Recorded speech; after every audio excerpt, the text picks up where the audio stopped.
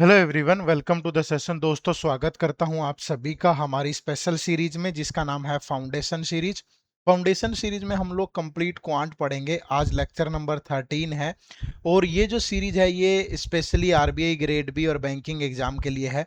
आप अगर नाबार्ड, पीएफआरडीए, सेबी इन एग्जाम्स की भी तैयारी कर रहे हो तो ये सीरीज आपके लिए भी बेनिफिशियल रहेगी। बैंकिंग पीओ के लिए ये बेनिफिशियल रहेगी, क्लरिकल के लिए बेनिफिशियल रहेगी।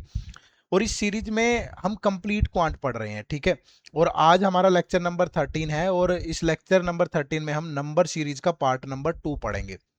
दोस्तों, अगर आपने इससे पहले का लेक्चर नहीं देखा है, लेक्चर नंबर 12, तो हो सकता है कि ये लेक्चर समझने में आपको थोड़ी दिक्कत आए, तो प्लीज ये इंश्योर कर लीजिएगा कि लेक्चर नंबर 13 पहले आपका लेक्चर नंबर 12 आपका पढ़ा हुआ होना चाहिए।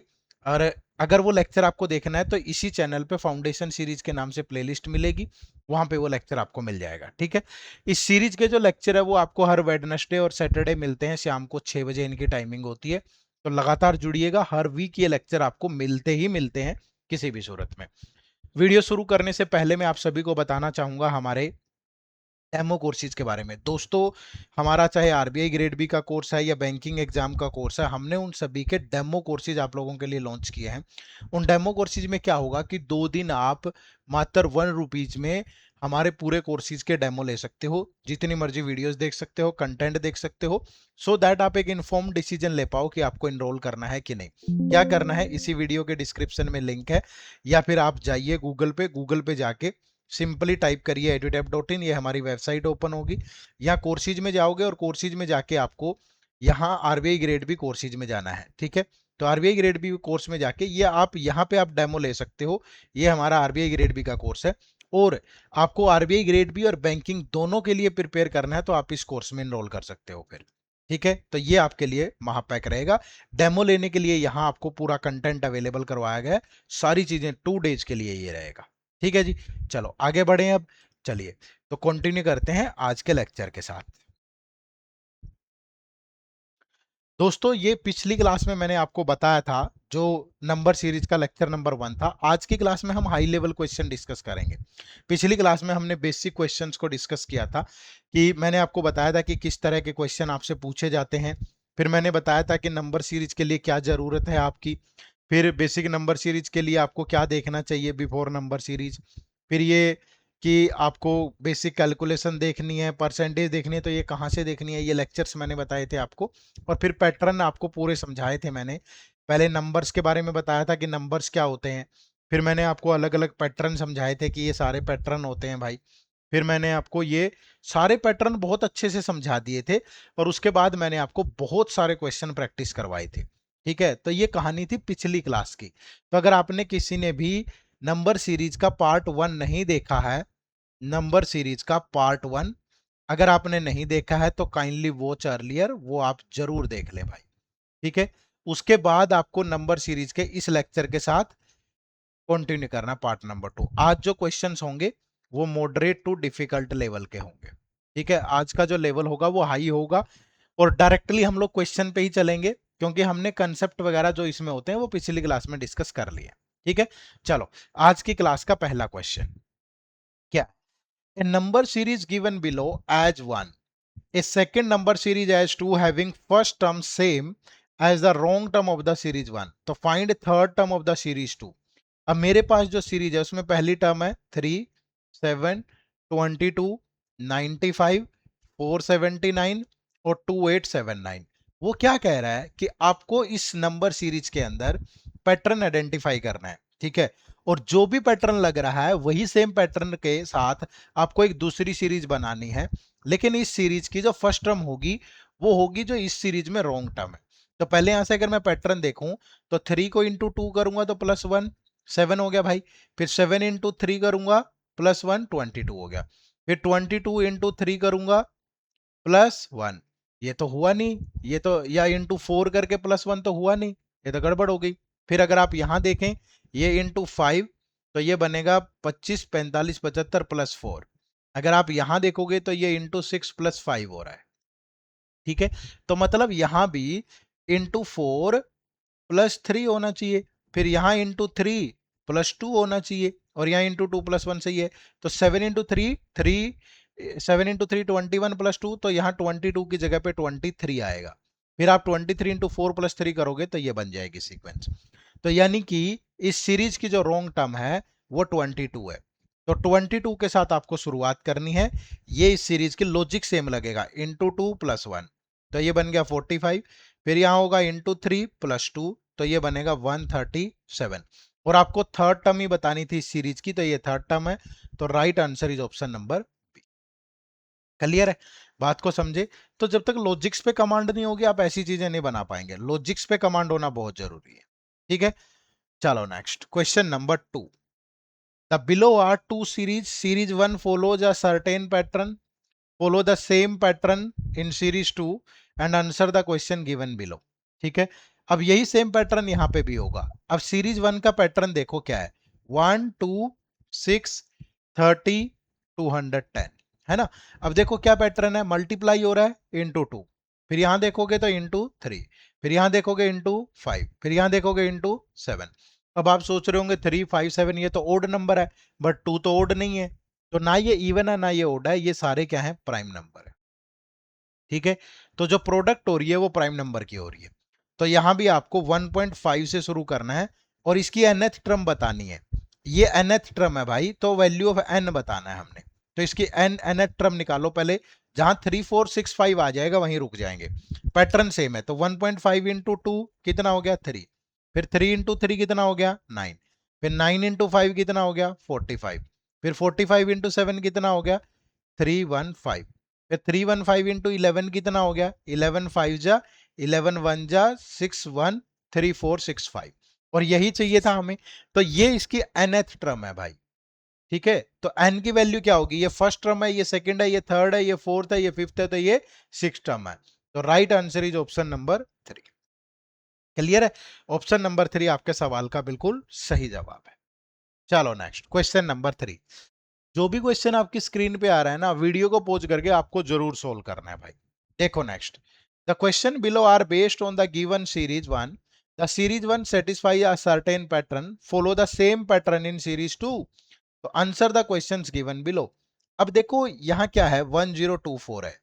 ठीक है, फिर कितना है 1267 है भाई, फिर कितना है 1348 है, फिर देखोगे तो 1510 है, फिर 1564 है ना, फिर 1672 है भाई, फिर नेक्स्ट है 1708।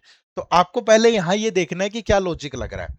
फिर सेम लॉजिक के साथ ये 961 से स्टार्ट होगी दूसरी सीरीज, और ये 1717 तक जाएगी, और 1717 इसकी nth टर्म है। तो हमें ये बताना है कि इसकी n-2th टर्म क्या होगी। तो पहले यहां से लॉजिक तो फाइंड करो। देखो अगर मैं यहां पे देखूं तो प्लस का 243 हो रहा है। ठीक है, फिर अगर मैं यहां से देखूं तो प्लस का 81 हो रहा है भाई, 81। ठीक है, फिर आप यहां देखोगे तो प्लस का कितना हो रहा है 162। ठीक है, फिर यहां देखोगे तो प्लस 54 हो रहा है, फिर अगर आप यहां देखोगे तो प्लस का 108 हो रहा है, फिर यहां देखोगे तो प्लस का 36 हो रहा है। अब ये नंबर कैसे आया ये देखो, ये इंटू 1/3 है और ये इंटू 2 है, ऑल्टरनेट। फिर देखोगे ये इंटू 1/3 है, फिर ये इंटू 2 है, फिर अगेन ये 1/3 है, अगर आगे भी टर्म जाएगी तो इंटू 2 1/3, तो ये पैटर्न लगेगा। अब यहाँ 961 है, तो 961 में पहले क्या होगा भाई 243 ऐड होगा, तो 243 ऐड होके ये बन गया 3 + 1 4, और ये बन गया 120, तो 1204। फिर इसमें 81 ऐड होगा तो ये बन गया 1285, फिर इसमें 162 ऐड होगा भाई, तो ये बनेगा 5027 86 14, तो 1447।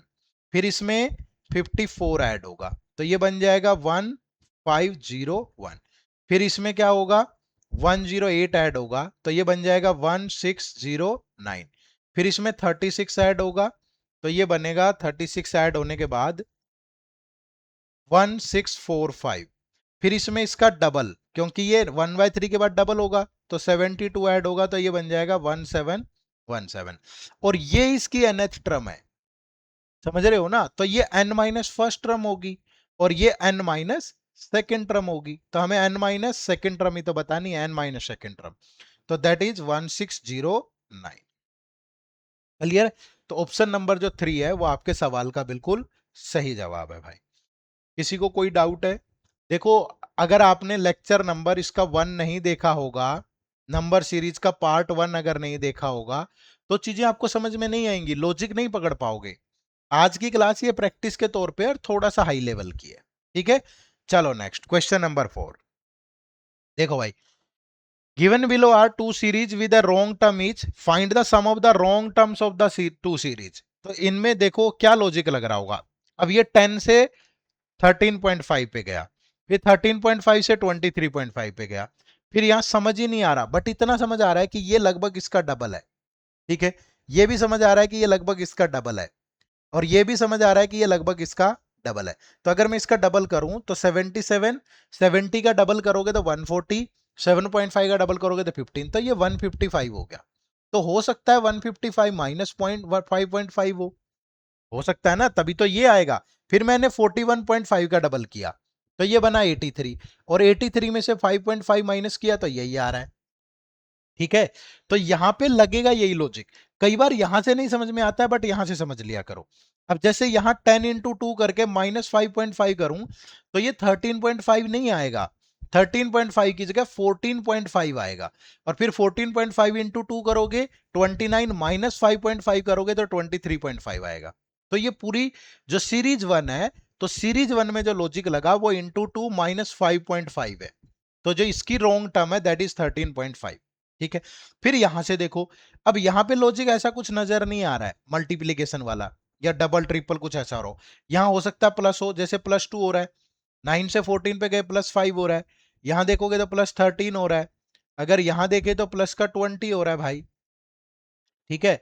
यहां देखेंगे तो प्लस का 30 हो रहा है, और अगर यहां देखूं तो प्लस का 23 और 9 42 हो रहा है। अब ये कहां से आया? अब यहां पे जो लॉजिक लग रहा है ना वो ये है कि 42 से मुझे समझ में आया कि ये 7 का स्क्वायर -7 है, 49 -7। अगर यहां देखोगे तो ये 6 का स्क्वायर -6 है। अगर यहां का देखोगे तो ये 5 का स्क्वायर -5 है। तो यहां 4 का स्क्वायर -4 होना चाहिए, और यहाँ 3 का स्क्वायर -3 होना चाहिए, और यहाँ 2 का स्क्वायर -2 होना चाहिए। तो ये तो सही है बिल्कुल। यहाँ 3 का स्क्वायर 9 -3, यहाँ +6 होना चाहिए, ठीक है। तो यानी 9 से 14 पे गए तो 15 आना चाहिए यहाँ। जैसे ही यहाँ अगर 15 आ जाएगा तो यहाँ प्लस भी 12 हो जाएगा, जो कि 4 स्क्वायर -4 होता है। तो यहाँ पे लॉजिक ये था भाई। तो सीरीज 1 के अंदर जो रॉन्ग टर्म है दैट इज 13.5, और सीरीज 2 की जो रॉन्ग टर्म है दैट इज 14। अगर दोनों का सम करूं तो 27.5। तो जो राइट आंसर है दैट इज ऑप्शन नंबर, ठीक है। Option number 3 is the right answer. Clear है भाई? चलो next question number 5। Video pause करके आप खुद से ट्राई जरूर करिएगा। Given below are two series, both of them which has one missing term each, find the sum of these missing terms. इनका सम बताना है आपको मिसिंग टर्म्स का। अब जो पहली सीरीज है 5 7 2, अब अगर यहां ले आते हैं इसको, चलो ये 5 है, ये 7 है, 17 है, फिर क्वेश्चन मार्क है, 114 है, 245 है। कोई बहुत बड़ा अंतर तो नहीं है टर्म्स के बीच में, तो लॉजिक प्लस माइनस पे ही होगा कुछ ना कुछ। 4 4 10 34 क्वेश्चन मार्क और 240। अब अगर यहां देखूं 5 से 7 पे गया तो +2 हो रहा है, 7 से 10 पे गया तो 17 पे +10 हो रहा है, यहां देखा तो +130 हो रहा है। कुछ समझ में आया? समझ में मुझे तो आया भाई। मैंने ये देखा कि ये क्यूब के आसपास है। जो 5 का क्यूब होता है ना 125 होता है, और उसमें +5 हो रहा है। सेम यहाँ 1 के क्यूब में +1 हो रहा है, ठीक है। यहाँ 2 के क्यूब में +2 हो रहा है भाई। तो यहां क्या होगा, फिर 3 का क्यूब +3 होगा, तो 30 ऐड होकर के ये बनेगा 47, और उसके बाद आप देखोगे 4 का क्यूब +4, यहां 68 ऐड हो रहा है भाई, ठीक है। सेम लॉजिक यहां बन रहा है, यही पैटर्न। ये डिफरेंस 0 है, यहां देखोगे तो 6 है, यहां देखोगे तो 24 है, यहां आगे पता नहीं ये क्या है। ये 1 का क्यूब -1 है, ये 2 का क्यूब -2 है, और ये 3 का क्यूब -3 है। तो यहां क्या होगा, 4 का क्यूब -4, तो 60 ऐड होके ये 94 बनेगा। तो यहां मिसिंग टर्म 94 है, यहां 47 है। अगर इन दोनों का सम करूं तो 47 और 94, ये 11 हो गया, ये 141 हो गया। तो option number 2 is the right answer. Clear है? थोड़ा सा ध्यान रखो चीजों का। अब स्क्वायर क्यूब मैंने पिछली क्लास में भी बताया था, ये आने चाहिए आपको, अदरवाइज आप लॉजिक ढूंढ ही नहीं पाओगे किसी भी कीमत पे। ठीक है, चलो नेक्स्ट क्वेश्चन नंबर 6 देखो। अब थोड़ा अलग तरह के क्वेश्चन आगे। The series given below contain some missing number p, तो find the value of p and determine which among the given three statement is are true. अब देखो पहले p की वैल्यू निकालते हैं। ये 74 है, ये 290 है भैया, ये 241 है, ये 753 है, ये 672 है, ये p है, और ये 1551 है। अब अगर आप यहां देखो तो ये 216 ऐड हो रहा है, और जैसे ये बात मुझे समझ में आई मेरे दिमाग में एक ही चीज आएगा, यार ये तो 6 का क्यूब है। अगर मैं यहां देखूं माइनस का 49 हो रहा है, तो मुझे देखते ही समझ में आया यार ये तो 7 का स्क्वायर है। अगर मैं यहां देखूं तो 512 हो रहा है ऐड, तो ये 8 का क्यूब होता है। फिर मैंने यहां देखा तो 81 माइनस हो रहा है, ये 9 का स्क्वायर होता है। तो मतलब कॉन्जुगेटिव नंबर है, एक बार क्यूब एक बार स्क्वायर है। तो यहां नेक्स्ट नंबर क्या होगा 10, तो क्यूब स्क्वायर तो ये क्यूब, तो यानी ये प्लस माइनस है, प्लस माइनस है तो यहां प्लस होगा, 10 का क्यूब यानी 1000। तो p की वैल्यू कितनी आई 167। क्लियर है भाई? अब बताना क्या है, ये तीन स्टेटमेंट चेक करनी है आपको। पहली स्टेटमेंट है the nearest perfect square number two P is 1600, गलत है। 1672 के आसपास दो स्क्वायर होंगे, 40 का स्क्वायर होगा 1600 और 41 का स्क्वायर होगा 1681। तो इसके नियर तो ये है ना, ये थोड़ा ना है। ठीक है, तो ये स्टेटमेंट गलत है। नेक्स्ट है पी इज डिविजिबल बाय 11, तो 1672 11 से डिवाइड होता है कैसे? ऑल्टरनेट डिजिट का सम, 1 और 7 का सम 8, 6 और 2 का सम 8, तो 8 माइनस 8 0। अगर ये 0 या 11 का मल्टीपल आ जाए ऑल्टरनेट डिजिट का सम, तो वो 11 से डिवाइड होता है। तो ये बिल्कुल सही है। p plus 28 is a multiple of 50, तो p कितना है 1672 और 28 डिवाइड बाय 50 करोगे तो 1700 डिवाइड बाय 50 बिल्कुल बिल्कुल डिवाइड होगा, तो ये भी सही है। तो both 2 and 3, only 2 and 3 is the right. ठीक है, ट्राई करने से होगा, और ये आरबीआई में पूछे हुए क्वेश्चन है, या जो भी मैं क्वेश्चन आपको करवाता हूं या बैंक या आरबीआई में, मैं प्रॉपर एनालिसिस करके ही करवाता हूं। ऐसा नहीं है कि मुझे बेफालतू में कुछ भी पढ़ाना है, नहीं। फाउंडेशन सीरीज है, बिल्कुल जीरो से स्टार्ट करता हूं मैं, लेकिन हाई लेवल तो जाएगा भाई। अगर एग्जाम का लेवल ही नहीं पढ़ेंगे तो फिर फायदा क्या होगा? देखो नेक्स्ट क्वेश्चन। अब यहां पे दो मिसिंग टर्म है, यहां p है और यहां q है, तो p और q का डिफरेंस आपको बताना है। तो जो पहली सीरीज है ये 5000, फिर 4000, फिर 3000, फिर उसके बाद है 2100, फिर है p, फिर है 819। दूसरी सीरीज है 4, 6, 15, 56, q और 1644। अब देखो 5000 इंटू 0.8 4000 होगा, इंटू 0.75 ये होगा, क्योंकि इंटू 0.7 करूंगा तो 2800 है भाई। ठीक है, तो इंटू 0.75 हो रहा है ये। ठीक है, ये थोड़ा ध्यान रखा करो। अब ये देखते ही पता चल रहा है इंटू 0.7 है, तो यहां पे क्या होगा इंटू 0.65 होगा। तो इंटू 0.65 करोगे 21 5 जा 105, 21 6 जा 126 और 10 136। तो p की वैल्यू आ गई 1365 और इंटू 0.6 हो जाएगा आगे। क्लियर है? सीरीज डिक्रीज हो रही है तो प्लस माइनस का ही होगा, और मैंने कहा था जब ऐसे डिक्रीज हो जाए तो डिवाइड होगा या डेसिमल में मल्टीप्लाई होगी। अब जैसे यहां देखो 4 से 6 पे गए तो प्लस कितना हो रहा है 2, पर ऐसे अगर ये देखूं तो ये इसका 4 टाइम भी है, और ये इसके लगभग 3 टाइम के बराबर है। अगर हो सकता है कि यहाँ इंटू 4 माइनस 4 हो, यहां देखूं तो इंटू 3 माइनस 3 लग रहा है, अगर यहां देखूं तो इंटू 2 माइनस 2 लग रहा है। बिल्कुल सही है भाई। तो नेक्स्ट क्या होगा इंटू 5 माइनस 5। ठीक है, तो इंटू 5 करोगे तो 280, माइनस 5 करोगे तो 275। तो Q की वैल्यू आ गई 275। तो P माइनस क्यू बताना है आपको। P है 1365 और Q है 275। माइनस करोगे 0 9 और ये 0 1, तो 1090। Option number 2 is the right answer. Clear है सबको? कोई डाउट किसी को? चलो next question number 8। Given below are two number series, again दो नंबर सीरीज है और आपको ये p और q निकाल के इनका एलसीएम बताना है भाई। तो सीरीज नंबर 1 में क्या है 77, 106, 48, P19 और 164। सीरीज नंबर दूसरी में क्या है, 141, 98, Q63, 71 और 96। देखो लॉजिक तो प्लस माइनस का लग रहा है, यहां तो टर्म बढ़ रही है घट रही है, तो मतलब प्लस और माइनस दोनों होंगे भाई। यहां भी सेम हो रहा है, कम नहीं हो, कम भी हो रही है बढ़ भी रही है, तो प्लस माइनस दोनों यूज होंगे। अगर यहां देखूं तो 23 प्लस 6 29 ऐड हो रहा है। फिर अगर देखूं तो माइनस का 58 हो रहा है। इसको देख के समझ में आ गया ना यार, ये इसका डबल है।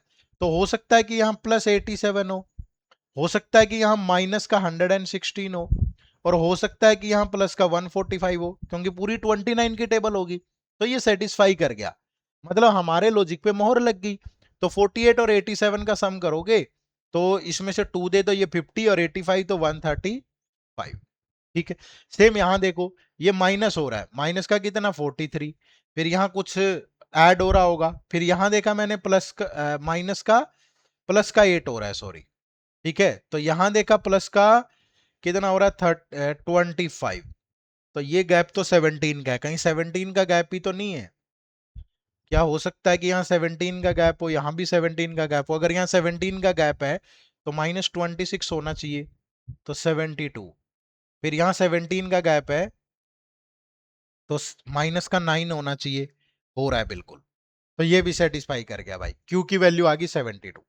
तो पी और क्यू का एलसीएम बताना है आपको, यानी 135 और 72 का एलसीएम बताना है। तो जब भी ऐसे क्वेश्चन करने हो तो हमेशा ध्यान रखो कि जो बड़ी टर्म है ना, बड़ी टर्म, उसको एज इट इज लिख लो, और जो ये छोटी टर्म है इसको इससे डिवाइड कर दो और इसको रेशियो में बदल लो।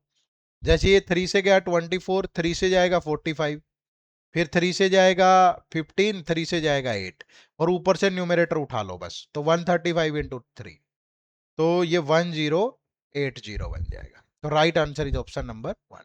एलसीएम और एचसीएफ कैसे निकालते हैं इस पे भी मैं क्लास लेके आऊंगा आगे जरूर, तो आप अभी के लिए इसको ध्यान रखो।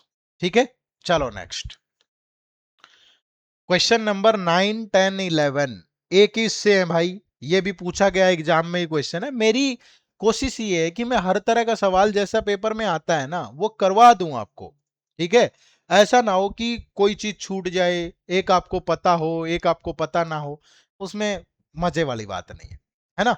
चलो देखो क्या, A series is given below where the first term is marked as A, second is B and third is C and so on। ठीक है, तो ये एक सीरीज है भाई। तो अगर मैं ये देखूं, ये 100 है, ये 95 है, ये 105 है, ये 88 है और ये 114 है, और नेक्स्ट टर्म F है भाई। ये F हमें बताना है, find the value of F। अब इस पे 3 क्वेश्चन है सेम ही सीरीज पे। अब यहां क्या हो रहा है देखो, माइनस का 5, यहां क्या हो रहा है प्लस का 10, यहां क्या हो रहा है माइनस का 17, यहां क्या हो रहा है प्लस का 26। अगर इतने से लॉजिक समझ में नहीं आया, प्लस माइनस को छोड़ दो, इनका गैप देखो 5 है, इनका गैप 7 है, इनका गैप 9 है, तो आगे जो डिफरेंस होगा वो 11 होगा। तो प्लस माइनस क्या है वो देखेंगे, ये माइनस है ये प्लस है, ये माइनस है ये प्लस है, तो यहाँ ऑल्टरनेटली माइनस होगा। बट 26 और 11 का डिफरेंस 37 है, तो 114 में से 37 गया तो ये 77 आएगा भाई। तो एफ की वैल्यू कितनी आ गई 77, ऑप्शन नंबर सी। क्लियर है। फिर आगे कह रहा है कि ये 11 नंबर भी देख लो, what minimum number should be added to the F plus 20 to get to the nearest perfect square. F plus 20 में क्या ऐड करूं कि स्क्वायर बन जाए, तो एफ की वैल्यू है 77 प्लस 20, तो ये हो गया 97। 97 के आसपास परफेक्ट स्क्वायर है 100, तो कितना ऐड करूं 3 ऐड कर दूं। तो right answer is option number D.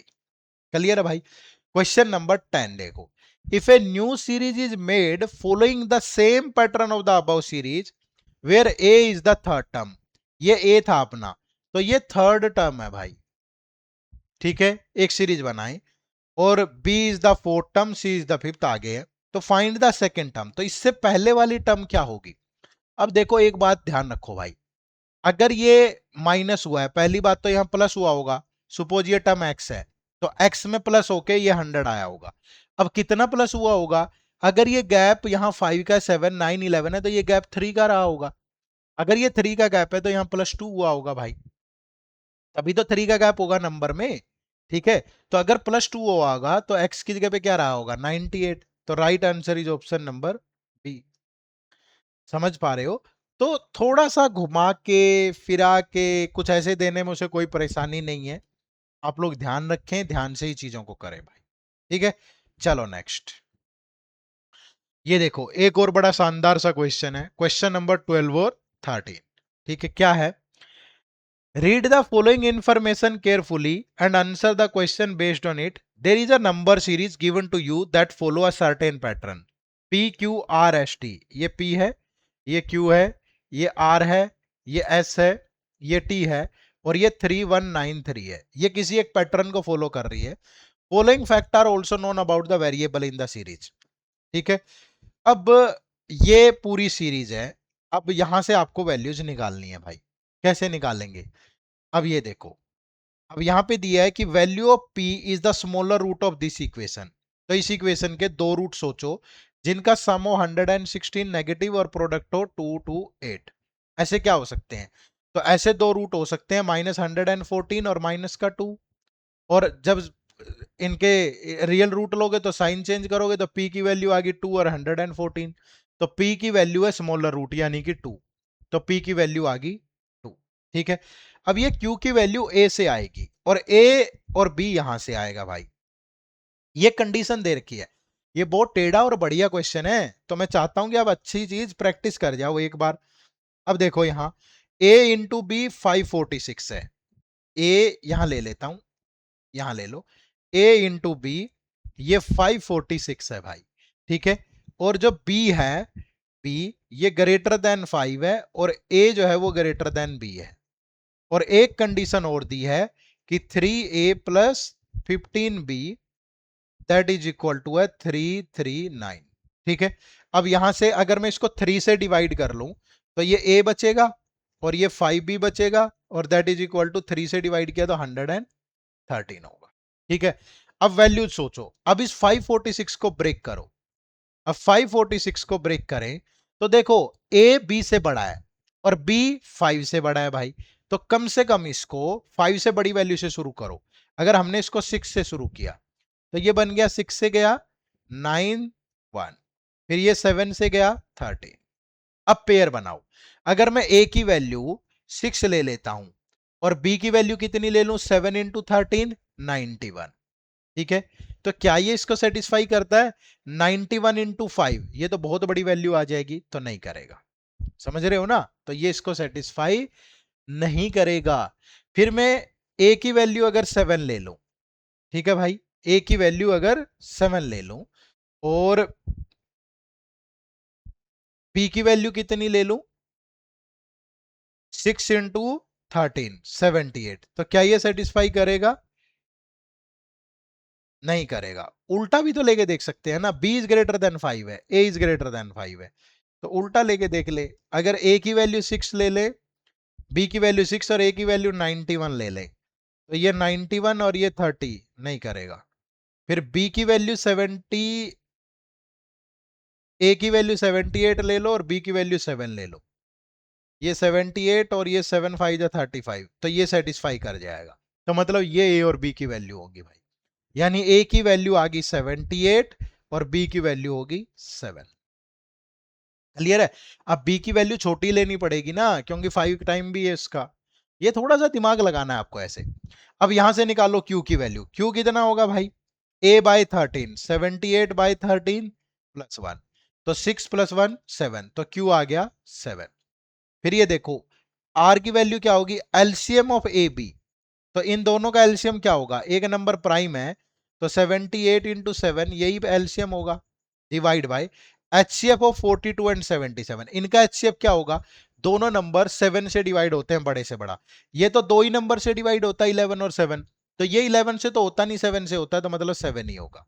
ठीक है, और माइनस 53, तो ये 7 से 7 गया, 78 माइनस 53, तो ये आ गया 25। तो आर की वैल्यू आ गई 25। फिर यहां देखो एस की वैल्यू क्या होगी भाई? 2 इंटू आर प्लस 28। आर कितना है? 25 और 28 53। ठीक है, minus HCF of A B. इन दोनों का एचसीएफ क्या होगा? जब 7 एक प्राइम नंबर है तो एचसीएफ 1 ही होगा भाई। तो ये 106 माइनस 1 10 5। अगर दो नंबर है और उनमें से एक प्राइम है और दोनों सेम नहीं है तो उनका HCF 1 ही होगा, क्योंकि प्राइम का मतलब ये होता है कि उनका कोई कॉमन फैक्टर है ही नहीं, उसका खुद का ही फैक्टर नहीं है, तो कॉमन क्या होगा भाई। ठीक है, next, t is equal to किसके है, 150% ऑफ s। s कितना है 105 प्लस 3a, 3 8 24, 3 7 21 और 2 23 प्लस 7b 49। ठीक है, अब इसमें से अगर 1 इधर दे दूं तो ये हो गया 50, तो ये हो गया 150, 200, 350 और 38, तो 388 बन गया ये भाई। ठीक है, वैसे भी जोड़ लो, ये 300 हो गया और ये 34, 39 और 49, 388। तो 388 का 150%, 388 और फिर इसका आधा करोगे तो 194 और -51, तो ये बन गया। इसमें से ये माइनस कर दो 388 और इसमें से 15 गया 143, तो दोनों का सम करेंगे, इसमें से 12 दे दिया तो ये बन गया भाई, 12 देने के बाद 131, तो ये 531 बन गया। ठीक है, तो ये आ गया 531। क्लियर है भाई, तो ये हमारी पूरी सीरीज बन गई है। अब सीरीज बनने के बाद इस पे क्वेश्चन क्या है वो देखते हैं। ठीक है, ये समझ में आ गया सबको, सीरीज बन गई है सबकी। अगर नहीं बनी है तो प्लीज एक बार दोबारा से देख लो वीडियो, थोड़ा सा आपको सहयोग तो मेरा करना पड़ेगा। चलो देखो क्या, if there is another series that starts with 50% of s minus r, follow the same pattern as that of series 1, then find the fourth element of this series। पहले इसका पैटर्न देखो क्या है, तो ये 2 से 7 गया तो इंटू 3 प्लस 1। अगर यहां देखें तो इंटू 3 प्लस 4 हो सकता है ना। अगर यहां देखें तो इंटू 4 प्लस 5, बट ये इंटू 3 नहीं होगा ना, फिर यहां भी इंटू 3, यहां भी 3, तो यहां इंटू 2 प्लस 3 हो जाएगा। 2 into 2 4 plus 3 7, into 2 plus 3 into 3 plus 4 into 4, तो यहाँ इंटू 5 प्लस 6, और यहाँ पे क्या होगा इंटू 6 प्लस 7। तो अब s की वैल्यू देखो, s कितना है भाई 105, r कितना है 25। ठीक है, तो ये 105 माइनस 25, ये हो गया 80, और इसका 50% होगा 40, यानी इस सीरीज की पहली टर्म 40 होगी।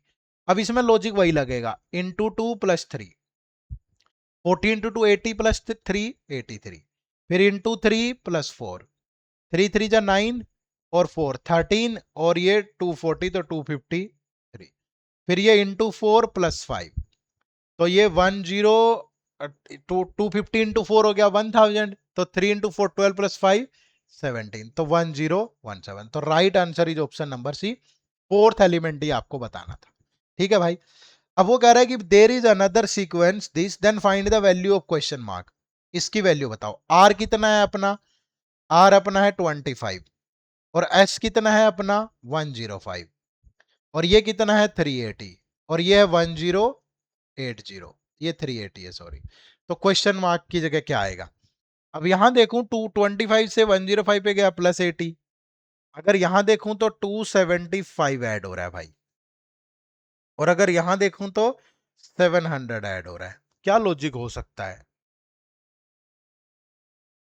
देखो भाई कुछ समझ में आ रहा है। ये इसका कुछ मल्टीप्लिकेशन में बनता हो, मल्टीप्लिकेशन में भी नहीं बनता, कुछ अलग ही लॉजिक मिलेगा। 80, 275 क्यूब 67 स्क्वायर में बनता हो, कुछ नहीं बनता। तो ऐसे देख लो, ये प्लस हो रहा है तो कितना, 275 में से 200 में से 80 गया 120, तो 195। अगर यहां देखूं तो 700, और ये कितना है भाई 500, तो 425। ये भी नहीं इसका कुछ प्लस माइनस बन रहा है।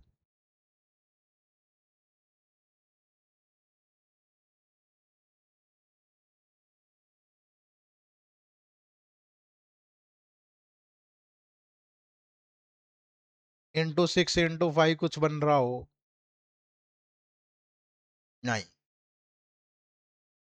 तो ये तो गड़बड़ हो जाएगी, कुछ तो बनना चाहिए ना सीक्वेंस।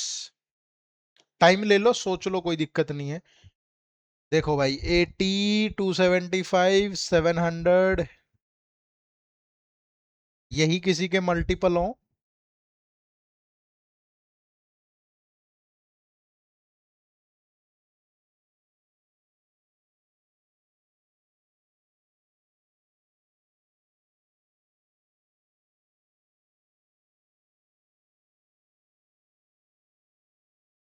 ये तो 20 × 3 ऐसा भी हो सकता है कि 20 × 3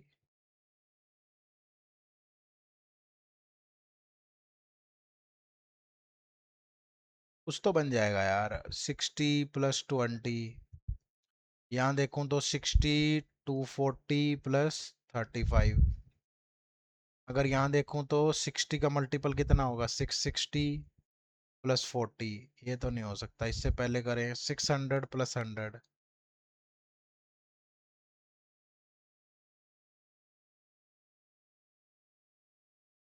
ये 25 S और R और S सही है ना। R 25 है, S 105 है। भाई इसको होल्ड पे रखते हैं, मुझे भी एकदम से समझ में नहीं आ रहा। ठीक है, तो नेक्स्ट क्लास में मैं इसको बता दूंगा। ठीक है, लगेगा तो कुछ ऐसा ही लॉजिक। अगर यहां से उठाऊं 2080 तो 1000,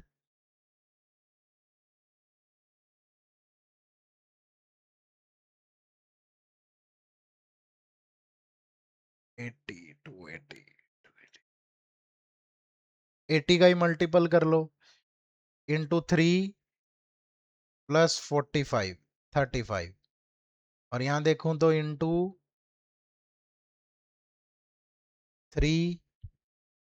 3 दूनी 6, 600, और 75, 225।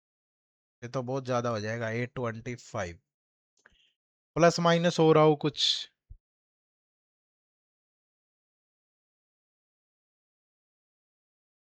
लगेगा तो कुछ ऐसा ही, आप लोग भी कमेंट करके बताना। ठीक है, ज्यादा टाइम वेस्ट नहीं करते हैं, मेरे दिमाग में नहीं आ रहा है एकदम से। ठीक है, और मुझे मतलब मैं फिल्टर करके नहीं बनाता हूँ क्लासेस। ठीक है, जो सामने है वही है भाई। अभी मेरे दिमाग में नहीं आ रहा, इसको नेक्स्ट क्लास में हम लोग कंटिन्यू कर लेंगे यहीं से। इसका आंसर मैं आपको नेक्स्ट क्लास में जरूर दूंगा। ठीक है, या कमेंट कर दूंगा यहीं। बट मेरे दिमाग में घूम रहा है कुछ ना कुछ, वो बस पहुंच नहीं पा रहा है। शायद ये कुछ प्लस माइनस करके कुछ ऐसा होगा। ठीक है, कुछ ना कुछ होगा ऐसा। ×5 करें और -20 करें, बन रहा है। 25 × 5 125 बन रहा है। कुछ अगर यहां देखो ×4, तो ये 105 × 4 420 -40 बन गया भाई। मेरा दिमाग ठीक काम करता है। तो ×5 × 4, ये ×3 करें, तो ये 3 × 8 = 24, 3 × 3 = 1140 -60। ये देखो, तो यहाँ क्या होगा, ×2 -80। तो इसका ×2 करोगे तो 2160, और -80 करोगे तो 2080। ये लो भाई। तो right answer is option number B. समझ गए ना क्या लॉजिक है? लॉजिक है ×5 -20, फिर ×4 -40, फिर ×3 -60, फिर ×2 -80। क्लियर है? बड़ा शानदार सा सवाल था यार, पसीने एसी में भी आ गए थे। चलो नेक्स्ट, ये क्वेश्चन नंबर और 14 और 15, ये भी बहुत शानदार क्वेश्चन है। बट मैं ये चाहता हूं कि अगर आपने पूरी क्लास देखी है, पिछली क्लास भी देखी है, तो इनका आंसर आप करो। तो ये आप लोगों के लिए होमवर्क है, कमेंट करके जरूर बताना इनका आंसर क्या होगा। ठीक है जी। और ये हमारा आरबीआई ग्रेड ए बी और बैंकिंग एग्जाम का महापैक कोर्स है। अगर आप आरबीआई ग्रेड ए बी और bank PO, SBI, IBPS, RRB, इनको एक ही जगह प्रिपेयर करना चाहते हैं तो इस कोर्स से जरूर जुड़िएगा। इसका लिंक इसी वीडियो के डिस्क्रिप्शन में है, या फिर आप गूगल पे चले जाएं, गूगल पे जाके सिंपली टाइप करें edutap.in, ऊपर कोर्सेज में जाएंगे, कोर्सेज में जाके यहाँ बैंकिंग कोर्सेज में जाएंगे, तो यहाँ पे आपको ये RBI grade A B plus bank का महापैक कोर्स आपको मिल जाएगा। ठीक है, डेमो वगैरह लगाएं, बहुत अच्छे से प्रिपेयर करें, देखें एक बार, सोचे समझे और फिर एनरोल करें।